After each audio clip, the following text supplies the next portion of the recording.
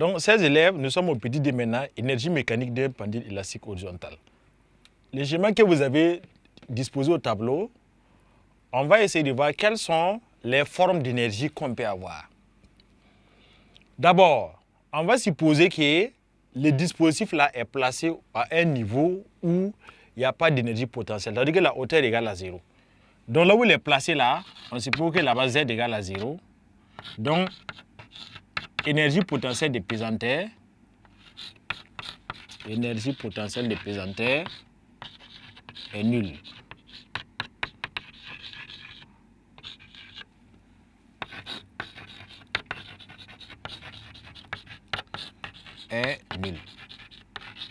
Voilà. On va s'intéresser aux autres formes d'énergie qu'il peut avoir. Donc, l'oscillateur peut avoir l'ensemble masse avec ressort. Donc, d'abord, si le mouvement, il a forcément une vitesse.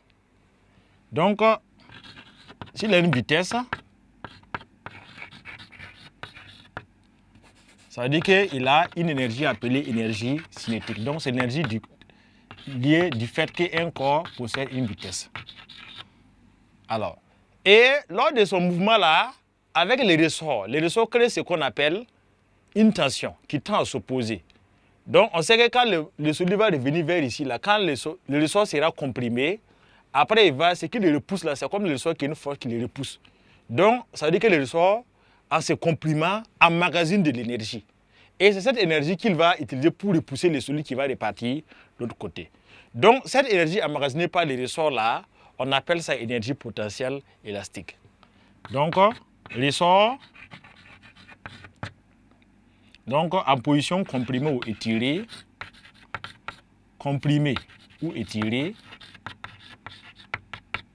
donc ça veut dire que s'il est écarté sa position d'équilibre, implique qu'il a de l'énergie potentielle élastique. Énergie potentielle élastique. Alors, pour les cas de l'énergie cinétique, nous connaissons depuis longtemps que son expression, c'est 1/2 de m fois v carré. Maintenant, pour les cas de l'énergie potentielle élastique, là, que nous notons EP, et alors, lui, son expression, sa formule, ça fait 1/2 de la raideur fois l'élongation x au carré. Donc, voici l'expression de l'énergie potentielle élastique, donc, qui s'exprime également en joules. Donc, de ces D, on peut définir alors l'énergie mécanique de l'oscillateur. Donc, l'oscillateur, du fait qu'il a un mouvement avec une vitesse, là, possède l'énergie cinétique. L'oscillateur, le fait que c'est un ressort qui se comprime et qui est tiré, ça veut dire qu'il a la capacité de stocker de l'énergie pour pouvoir repousser le solide après. Donc, il possède une énergie potentielle élastique, notée EP égale à 1/2 de kx carré.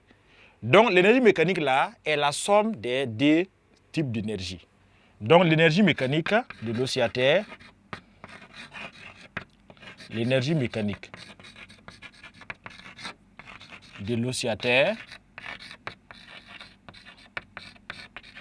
donc en occurrence le pendule élastique horizontal, sera défini, alors comme on va noter EM, sera défini par la somme des EC plus EP élastique. Donc, ça fait la somme des deux qui fait l'énergie mécanique. Avec EC égale à 1/2 de m fois la vitesse au carré, et EP élastique, ça fait 1/2 de k fois x au carré. Donc, voici l'expression de l'énergie mécanique que nous pouvons avoir dans le cas du pendule élastique horizontal particulièrement. Donc, nous allons voir les différentes expressions que peut prendre cette énergie mécanique.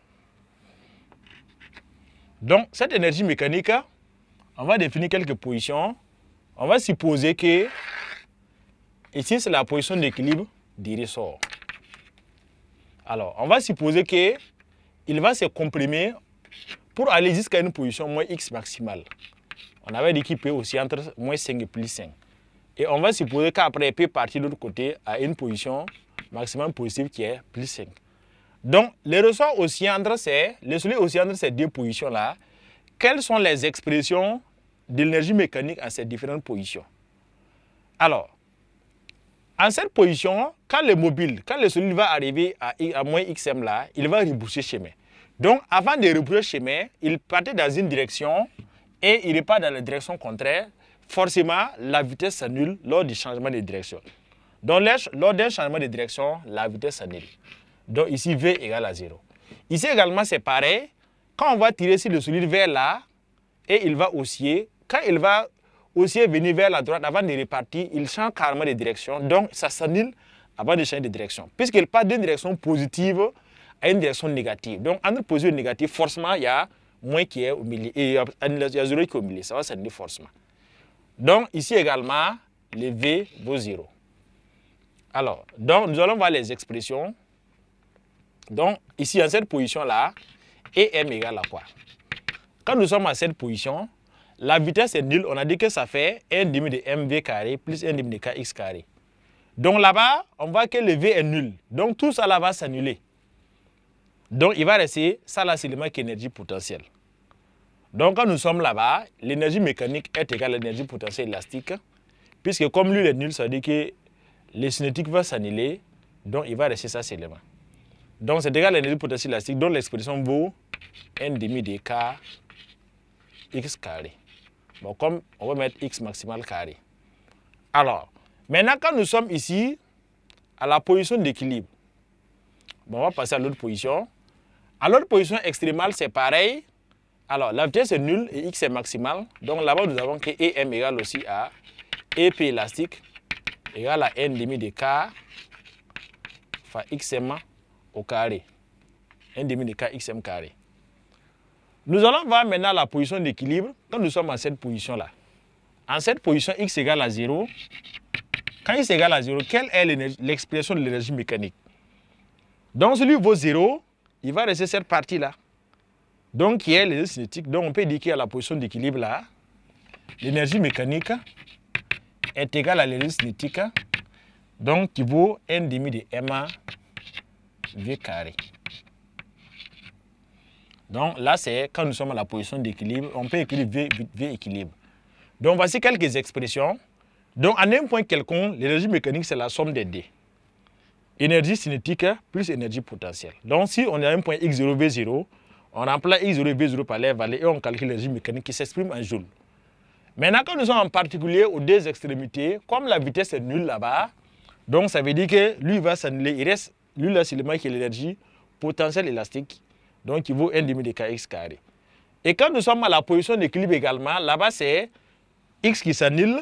Donc, il va rester celui-là qui est l'énergie cinétique, qui vaut 1 demi de m v carré. Donc, voici quelques expressions de l'énergie mécanique que nous pouvons utiliser dans certaines situations. Alors, nous allons poursuivre. Et avec ces expressions-là, on peut les utiliser pour retrouver l'amplitude des oscillations, x maximale, ou bien pour trouver la vitesse à l'équilibre. Donc, amplitude, donc pour avoir l'amplitude x maximale, alors, pour avoir l'amplitude x maximale, voici x maximale qui est dans l'expression de l'énergie mécanique ici, et voici ici c'est la vitesse à l'équilibre. Il suffit d'égaliser deux formes d'énergie mécanique, parce que c'est la même énergie mécanique là, que nous soyons là, là ou là. Donc l'énergie mécanique est constante, elle ne varie pas et nous allons démontrer ça par la suite. Donc si l'énergie mécanique est constante, en égalisant des expressions des mêmes énergies mécaniques là, on peut tirer les inconnus. Donc nous allons voir par exemple là, l'amplitude pour avoir l'amplitude, on peut égaliser cette expression de l'énergie mécanique avec cette autre expression de l'énergie mécanique. Donc nous aurons alors 1 demi de k fois x maximal carré égale à 1 demi de m fois la vitesse à l'équilibre au carré. Donc, et on va tirer x maximal. Cela va nous conduire à écrire alors que x maximal égale à... Alors, les k là va partir, les demi vont simplifier. Le k sera descendu en bas. Donc, ça va faire m sur k. Donc, ça fait m sur k fois vitesse à l'équilibre, le tout au carré. Donc, voici comment avoir l'expression de la x maximale si on connaît la masse, la raideur et la vitesse à l'équilibre au carré. Alors, on peut aussi égaliser l'expression de la vitesse en un point donné comme ça, en un point où t égale à 0 avec n des x maximales et puis tirer la l'amplitude x maximale. Donc, première possibilité. Deuxième possibilité. Donc, en un point quelconque x0, on va prendre 1 demi de kx0 plus 1 demi de mv0 au carré. Et on va égaliser avec l'énergie mécanique que nous avons ici. Égal à 1 demi de k x maximale. Donc, ça, c'est l'énergie mécanique en un point à t égale à 0. Et ça, c'est l'énergie mécanique lorsque le solide oscille et part vers l'extrême droite. En égalisant les deux, on peut tirer x maximale. Donc, de cette relation, nous aurons que x maximale égale, alors les demi-demi vont aller, donc pour tirer x maximale, alors on va envoyer les k ici, donc ça va nous faire x0 au carré, plus m sur k fois v0 au carré. Donc voici l'expression de x maximale qu'on obtient en égalisant ça avec ça. Donc vous voyez qu'avec la conservation de l'énergie mécanique, en égalisant les deux expressions, que ce soit avec cette démarche ou cette démarche-là, on peut retrouver l'amplitude x maximale.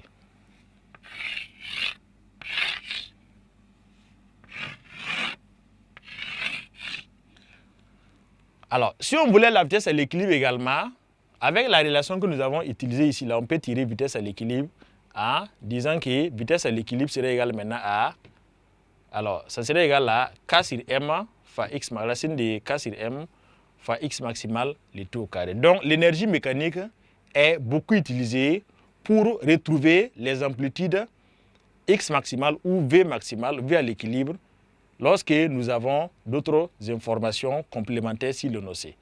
Alors, donc, chers apprenants, chers élèves, nous allons poursuivre maintenant et puis revenir voir comment montrer que l'énergie mécanique est constante. C'est une constante et on a utilisé la constante, la conservation pour établir les expressions de l'amplitude. Maintenant, comment montrer que cette énergie mécanique est constante? Donc, nous allons là-bas aussi répartir avec la fonction de l'équation horaire là, qui est x égale à xm cos oméga t et plus phi et essayer de retrouver, de vérifier si l'énergie mécanique est une constante.